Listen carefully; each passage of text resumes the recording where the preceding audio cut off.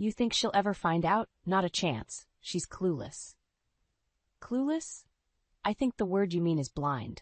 I could walk out the door and she wouldn't notice. The laughter that followed those words hit me like a physical blow. I stood frozen just outside our living room, my heart pounding in my chest as I clutched the grocery bags. I had come home early to surprise Lucas on his birthday. I even got his favorite cake from that bakery downtown. Now, the only surprise was mine. I peeked around the doorway. Lucas was lounging on the couch, a smug grin on his face. Nathan, our son, leaned against the fireplace. They both looked content, as if they didn't have a care in the world. As I strained to hear more, I focused on staying out of sight. "Carla's coming over later," Lucas continued, his voice dripping with satisfaction. "We'll have the house to ourselves." Nathan chuckled. "Mom's probably out shopping for your gift." Irony, huh? Too wrapped up in her own little world to see what's right in front of her. Tears blurred my vision, but I quickly wiped them away. I wanted to burst into the room to scream at them, but instead I took out my phone and started recording. "You don't think she suspects anything?" Nathan asked, his tone softer but still betraying a trace of amusement. "Trust me," Lucas said confidently. "Rebecca's been too busy playing the perfect housewife to notice. Besides, Carla knows how to stay discreet." I couldn't listen to any more. Carefully, I stepped back and slipped down the hallway. Each step felt heavy, laden with the weight of this betrayal. I found my way to our bedroom and closed the door quietly. I sank onto the edge of the bed, staring at nothing in particular as the recording played back in my mind. I had dedicated 25 years of my life to this man. I raised our children, kept our home, supported Lucas through every up and down. And this was my reward: disrespect and disdain from both my husband and my son. Anger started to replace the initial stabbing hurt. A cold, clear anger that focused my mind and steadied my breath. They thought they could laugh at me behind my back? Take advantage of my trust and love? No, I would not let them walk away unscathed. But I needed a plan. And for that, I needed someone I could trust completely. Emma. My daughter had always been my rock. She would help me see this through. I reached for my phone to call her, but hesitated. Not yet. I needed to think, to ensure that everything was in place before I shared this burden with her. For now, capturing this moment was enough. Taking a deep breath, I listened again to the recording, letting each word carve itself into my memory. As the final laugh echoed in my ears, I made a silent vow.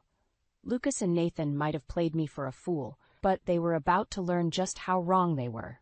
I had always put my family first. Now it was time to put myself first and make them face the consequences of their actions. They wanted to play games? Fine, but I would be the one setting the rules. Emma rushed to my side the moment I called her. As I met her eyes, I could see the fierce loyalty that had always made her the one person I could rely on. Her dark eyes, so much like mine, widened with concern as she stepped into the living room. "Mom, what's wrong? You sounded so upset on the phone." I handed her my phone without a word, the recorded conversation already queued up. As she listened, her expression shifted from confusion to anger.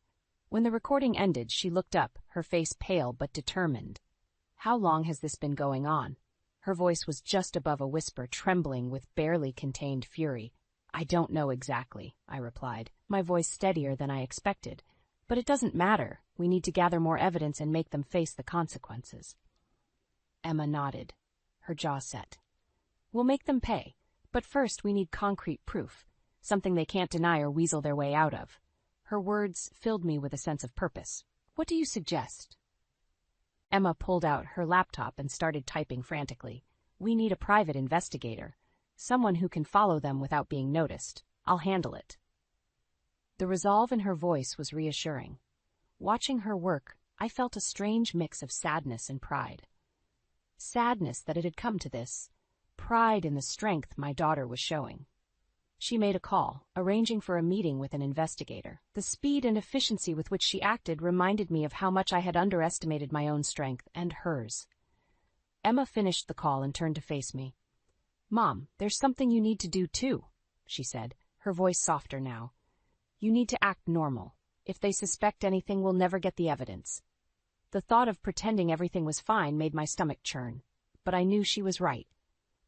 "I'll do it," I said, a hint of steel in my voice. Emma's expression softened as she reached out and squeezed my hand. We'll get through this together. The next few days were a blur of normalcy, interspersed with moments of raw pain.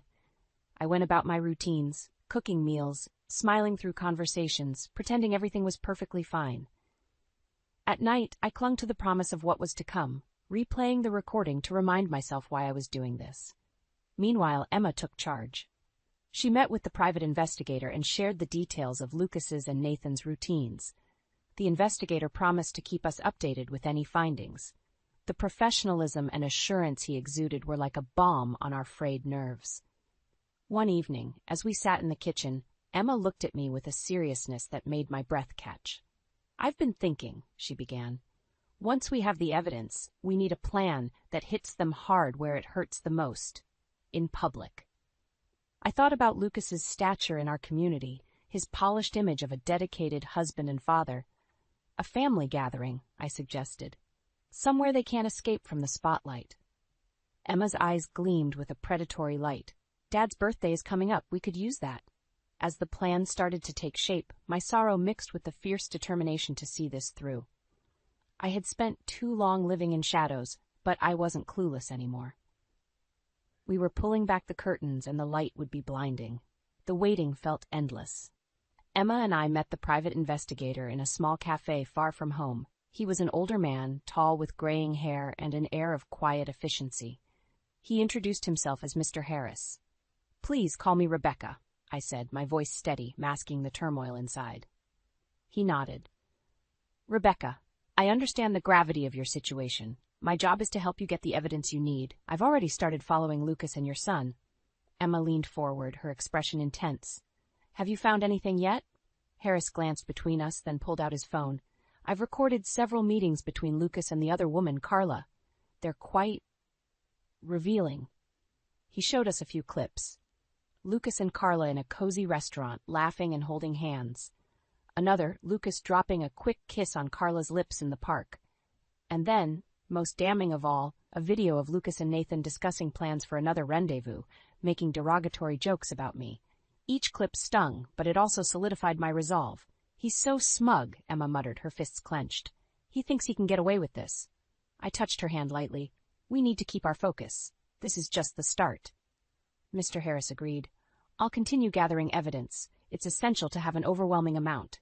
When we expose them, there should be no escape." As he left, I felt a strange calm settle over me. We had the beginnings of a plan and the means to execute it. The following days were harder.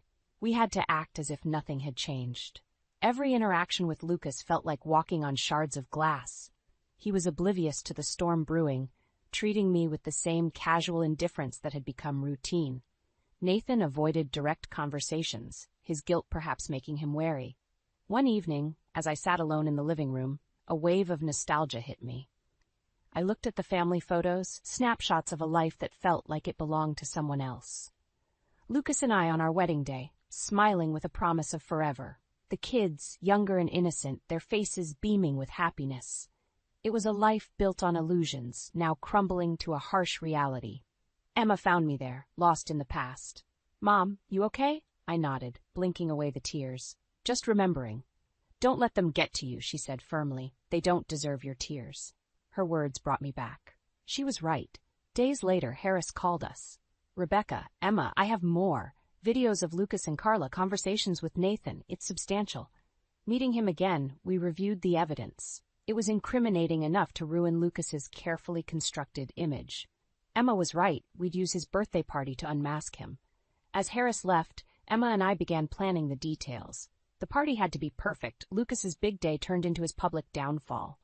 We decided on the guest list, ensuring it included key family members and friends, people who would spread the word and support us afterward. One afternoon, as we finalized plans, Emma paused. "Mom, are you sure you're ready for this?" I looked at her, my face set with determination. "I have to be. There's no turning back." With each step, we moved closer to the confrontation. It wasn't just about revenge anymore. It was about reclaiming our dignity and starting anew. When Mr. Harris delivered the final set of evidence, Emma and I knew it was time to move. The photos, videos, and recorded conversations painted a clear picture of Lucas's deceit and Nathan's complicity. We had everything we needed. "Look at them," Emma seethed as she reviewed the latest footage. Lucas and Carla in a hotel lobby, sharing an intimate moment before disappearing into an elevator. "He has no shame." "And Nathan," I added, my voice tight with controlled anger, "conspiring with his father, treating me like a fool." "We'll make sure everyone sees them for who they really are," Emma promised. We planned the party meticulously. It was to be Lucas's birthday celebration, a grand affair with friends, family, and colleagues. Everyone who mattered would be there. Emma created a slideshow, a tribute to Lucas, which would start with innocent family pictures before transitioning to the damning evidence. She was the technical wizard. I trusted her to handle it. On the day of the party, the house was buzzing with preparations. Lucas was in high spirits, beaming as he greeted guests, clueless about the storm that was about to hit him. Nathan, too, played his part, putting on a show of being the doting son. Emma and I moved through the crowd, making small talk, maintaining appearances. My insides churned with a mixture of anxiety and anticipation. As dinner wound down, Lucas stood up, tapping his glass for attention. "Thank you all for being here. It's wonderful to celebrate another year with my beautiful wife and amazing children." I forced a smile, my heart racing. "And now a special surprise for you, Dad," Emma interjected smoothly. "A trip down memory lane. Everyone, please direct your attention to the screen." The room quieted as the lights dimmed. The slideshow began with cheerful photos, our wedding, family vacations, Christmas mornings. Lucas smiled, basking in the warmth of shared memories. Then the tone shifted. A video clip showed Lucas and Carla, too close for mere friends, their faces turning pale on the screen. Whispers filled the room. As the slideshow played on, it became apparent to everyone what they were witnessing: Lucas's betrayal in vivid detail. Lucas's face turned ashen. "What the hell is this?" he barked, looking around, eyes wild. "The truth," Emma said coldly, standing tall beside me. "For everyone to see." Nathan jumped to his feet. "This isn't right. You had no right to do this." "And you had no right to betray my trust, Nathan," I responded, my voice unwavering. "You both treated me with such disdain, and now the world sees you for what you are." The room erupted in hushed conversations, judgmental gazes fixed on Lucas and Nathan. Carla, who had foolishly accepted Emma's invitation, sat frozen in her seat, realization dawning on her. Lucas fumbled for words. "Rebecca, we can talk about this privately." "There's nothing left to say in private," I cut him off. "It's all out in the open now." Emma addressed the guests. "This is who they are. My father, Lucas, and my brother Nathan, cheaters and liars." Lucas attempted to leave, but the room had become crowded with people wanting explanations, wanting to confront him. I could see his carefully crafted world crumbling, just as mine had when I heard that first damning conversation. Emma and I stood side by side, united in our purpose. As Lucas and Nathan squirmed under the spotlight, I felt a sense of liberation. It wasn't just about exposing them. It was about reclaiming our lives. The room felt claustrophobic, with tension and whispered condemnation. As I looked around, I realized how many people saw through Lucas's deceitful charm now. He was no longer the respected man he once was. Emma's grip on my hand tightened. "We're free, Mom," she whispered. "They can't hurt us anymore." And as I gazed at the wreckage of Lucas's and Nathan's constructed facades, I knew she was right. The fallout from the party was immediate. Lucas and Nathan were disowned by almost everyone who had once praised them. But Emma and I were just getting started. Emma came up with the idea to speak with Carla directly. "Mom, we need to ensure she doesn't become a pawn in their next game," she said, determination flashing in her eyes. "We have to make her understand what she's dealing with." I agreed. Maybe we can use her vanity to our advantage. Emma found Carla's contact information and arranged a discreet meeting at a coffee shop far from our usual haunts. When Carla walked in, she looked wary but couldn't hide her curiosity. "What do you want?" she asked, settling into the chair across from us. "To inform you," Emma began, her voice sharp, "of what you've gotten yourself into." Carla shifted uncomfortably. "I don't know what you mean." "You know exactly what we mean," I chimed in. "Lucas is not the man you think he is. He has lied to you, just as he lied to me for 25 years, and now he's dragged our son into his deceit." Carla's eyes widened with a mix of guilt and confusion. I didn't know, or didn't care? Emma interrupted, leaning forward.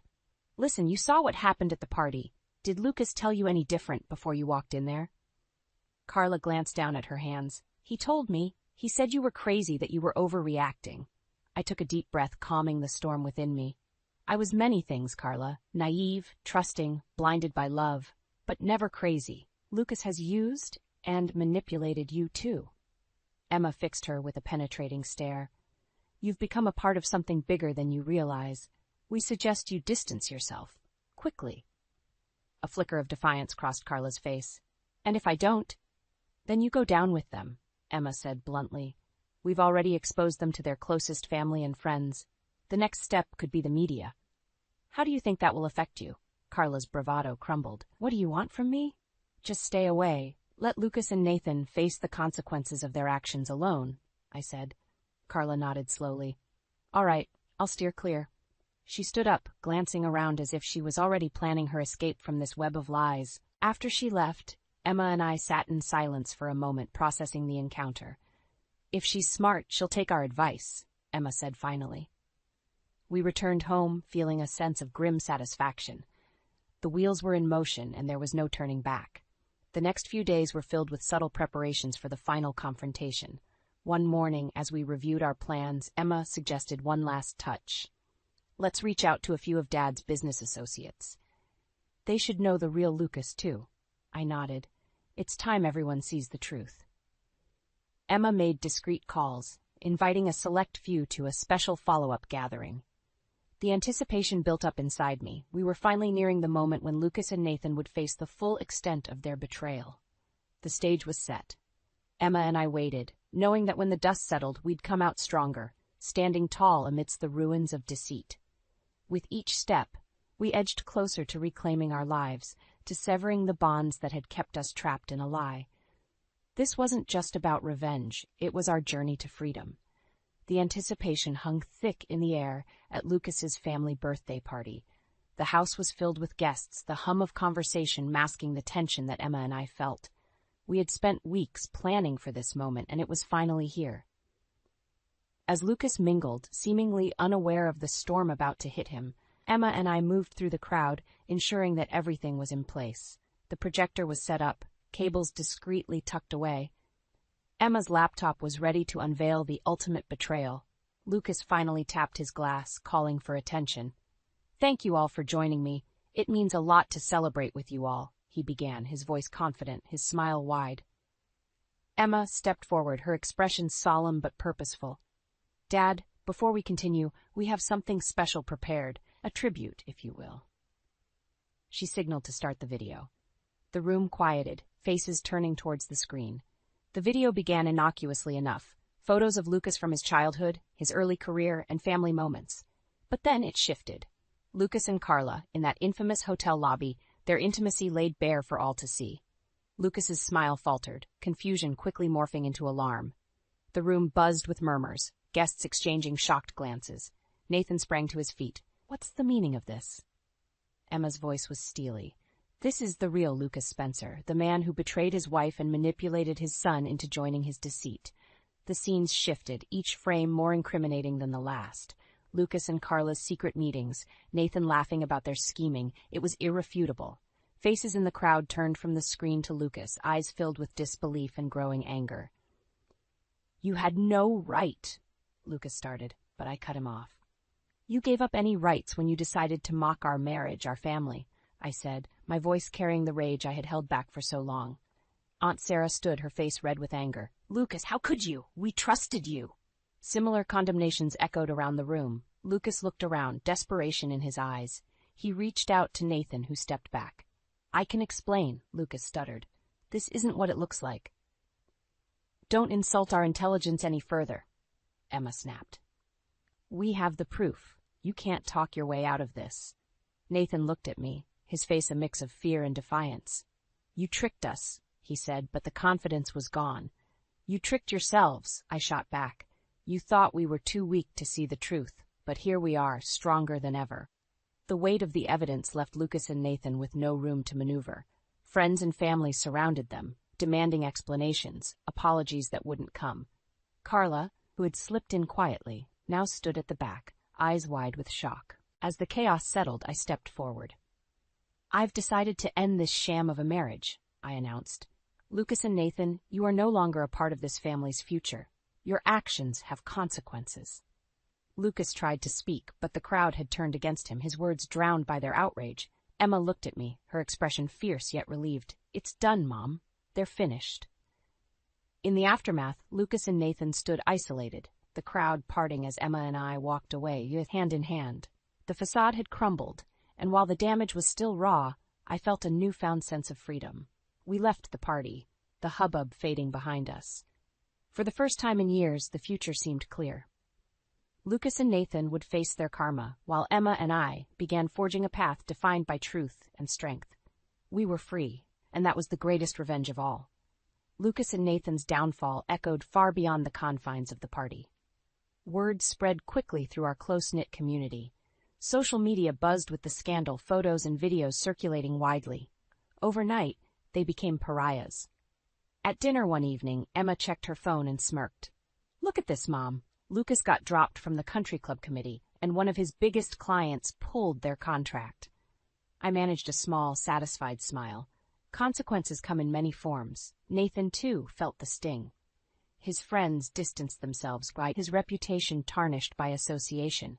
I heard from a neighbor that he had lost a job offer, the company citing concerns about personal integrity. One afternoon, Lucas showed up at the house. He looked disheveled, far from the confident man I once knew. "Rebecca, we need to talk." I blocked the door. "We have nothing more to say to each other, Lucas. Please," he pleaded, desperation in his eyes. "I know I messed up, but we can work this out." "There's nothing to work out, Tom," I said firmly. "You made your choices, and now you're facing the consequences." He tried to step inside, but I stood my ground. "Just hear me out." Emma appeared behind me, her expression icy. "You need to leave, Dad. You had your chance to make things right, and you blew it." Lucas looked between us, realizing he had lost. "This isn't fair," he muttered, turning away. "I just wanted to explain." As he walked back to his car, I felt an odd mix of pity and relief. Pity for the man who had lost everything by his own actions, and relief that I was no longer tethered to his lies. Days turned into weeks, and the support from family and friends poured in. They rallied around Emma and me, offering help and comfort. It was a stark contrast to the isolation Lucas and Nathan faced. One morning, as I was sipping coffee on the porch, Nathan approached. His shoulders were slumped, his eyes red and puffy. "Mom, can we talk?" I nodded, gesturing to the chair beside me. There was no point in being cruel, but I kept my guard up. "I'm sorry," he said, his voice cracking. "I didn't realize how much I hurt you." "You were old enough to choose differently, Nathan," I replied. "You knew what you were doing, and still you sided with your father." He looked down, guilt etched on his face. "I thought it would be different. I thought he'd change." I sighed, the weight of the last few months pressing down on me. "Change doesn't come easy, and respect is earned. You have a long way to go." "I want to make it right," he said, desperation creeping into his voice. "Tell me how." I stared at him, searching for any sign of sincerity. "Prove it, Nathan. Actions speak louder than words. Show me you've learned from this." As he left, I felt a flicker of hope. Maybe he could find a way to redeem himself, but I wouldn't lower my guard just yet. Rebecca officially announced her decision to leave Lucas, serving him with divorce papers that same week. He didn't put up much of a fight. He knew better than to prolong the inevitable. I felt a sense of closure as the paperwork was finalized. It was the end of an era and the start of a new beginning. Emma and I began to rebuild. Our home felt lighter without Lucas's presence, the air clearer, our hearts no longer weighed down by deceit. Each day brought a small victory, a step toward healing and independence. Despite the lingering pain, we moved forward, stronger and more united than ever. Lucas and Nathan were left to deal with their fractured lives, the consequences of their betrayal, a constant reminder of the price of dishonesty. The journey had been arduous, but Emma and I had emerged victorious, free from the shadows that once loomed over us. Moving in with Emma was a breath of fresh air. Her apartment, bursting with life and color, felt like a sanctuary from the storm we had weathered. We settled into a routine, a mix of familiar comforts and newfound freedom. One evening, as we were unpacking the last of my belongings, Emma glanced at me. "How do you feel, Mom?" "Strangely liberated," I admitted. "It's like a weight has been lifted." She smiled, her eyes bright and glad. "You deserve happiness, real happiness." We spent the next few days repainting the walls and rearranging furniture, small acts that symbolized the fresh start we were both craving. The distraction of setting up a new space gave me a sense of control over my life again. Meanwhile, Lucas and Nathan struggled to find their footing. Emma occasionally heard through friends about Lucas's attempts to reclaim his social standing, each one more desperate than the last. "Lucas tried to get an invitation to the Starks' annual fundraiser," Emma said one afternoon, sipping her coffee. "They turned him down flat." "People remember betrayal," I replied, folding laundry with a contented smile. "It's a long road to redemption." Nathan visited sporadically, each time looking more remorseful. One day, he arrived with a bouquet of flowers, a rare gesture for him. "Mom, I've been thinking a lot," he started, his usually confident voice subdued. "I want to make things right." I put the flowers in a vase, the bright colors a stark contrast to the heavy conversation. "Actions speak louder than words, Nathan.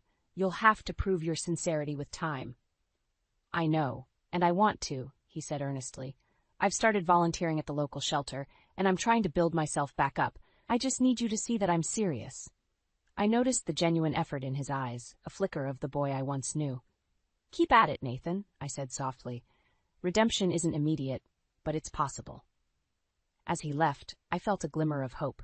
It was a long process, but there was potential for healing.